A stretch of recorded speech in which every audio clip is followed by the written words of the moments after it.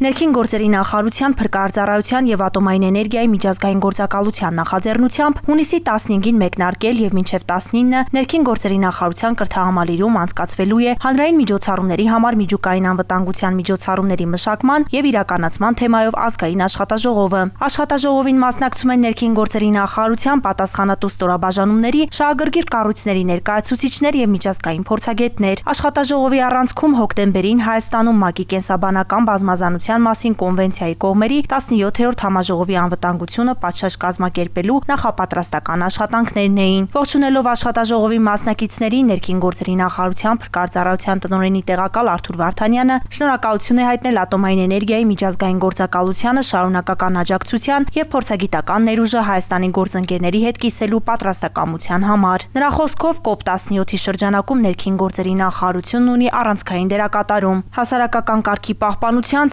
ծառայությունների համակարգման եւ միջուկային անվտանգության ապահովման ուղղություններով։ Քննարկվել են հանրային միջոցառումների ժամանակ միջուկային անվտանգության միջոցառումների պլանավորման, տեխնիկական եւ մարտավարական թիմերի փոխգործակցության, միասնական արձագանքման եւ հաղորդակցության կազմակերպման հարցեր։ Մինչեւ COP17 համաժողովը նախատեսվում են անցկացնել նաեւ գործնական վարժանքներ տարբեր սցենարային իրավիճակներում ծառայությունների արձագանքման կարողությունները զարգացնելու եւ միջգերատեսչական փոխգործակցության արդյունավետությունը բարձրացնելու նպատակով։